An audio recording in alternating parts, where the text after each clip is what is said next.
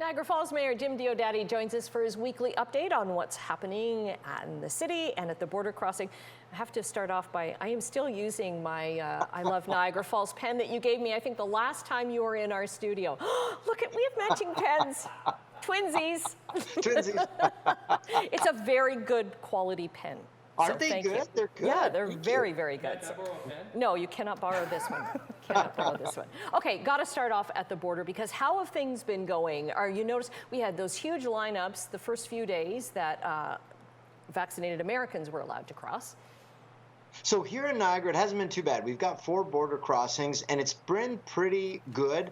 I mean, our CBSA people are doing a terrific job at the border, and it's kind of like we expected in that. The first cohort of people are those that want to be reunified with their family, their grandparents who haven't seen their grandkids, their brothers who haven't seen their sisters, and that's the kind of family reunification, people who have missed funerals and weddings and christenings and things like that.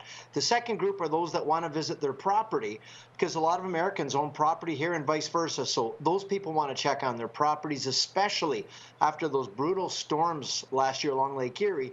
And then the last group is the rubber tire tourist.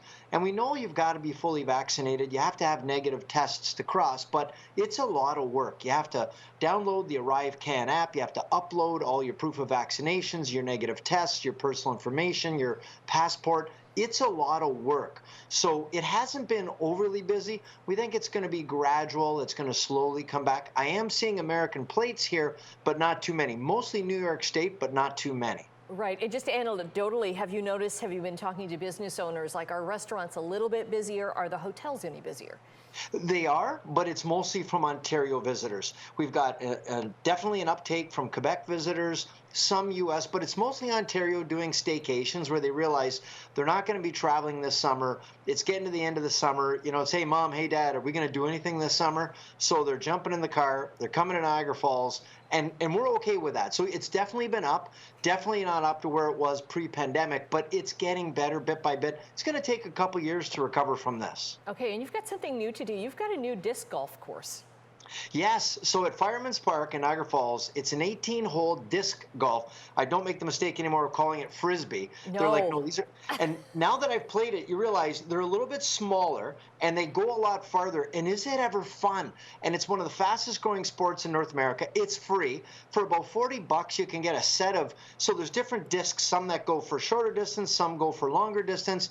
And in a couple hours, you can go do all 18 holes over the water, fresh air, sunshine. And as I say, it's free. It is the great fun thing to do. So I'm encouraging that. Yeah, that's me stretching and throwing a few. And it's great exercise. I know my husband has been, he's going to have to check this one out because he's been doing all of the local disc golf courses. So he's really loving when I was out that. there, I met people from Burlington, from all over the place. I had one couple, they were on their honeymoon and they were playing disc golf for their honeymoon. And whatever else. Yeah. Anyways, let's move on to splash pads. So yes, yeah, I did do a goofy video. I know sometimes I call it polititainment, a little bit of politics, a little bit of entertainment, a little bit of fun. And I definitely take my job serious, but I don't take myself too serious. And it was so hot. It's been so hot. We've had excessive heat warnings. So we've got 7 splash pads. We're encouraging people to get out, cool off. And, you can jump on our buses, get in our city facilities. Just don't sit in a hot house. Get to these cool places, cool down, and have some fun. And maybe you'll see me there playing, too. Okay, that's a lot of fun there. I want to talk about Truth and Reconciliation Day.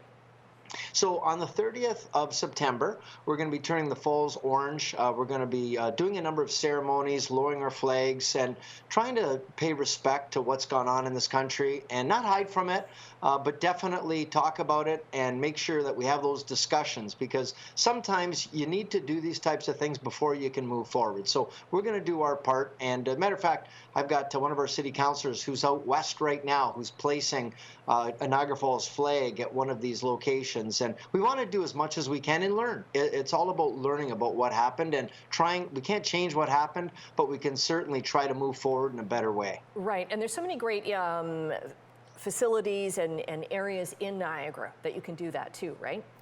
There are. We've got in the Niagara Parks Commission, we've got native centers here in Niagara. We've got so many good opportunities to do this, and I think it's a good part of our history that we need to definitely reflect on and learn more about.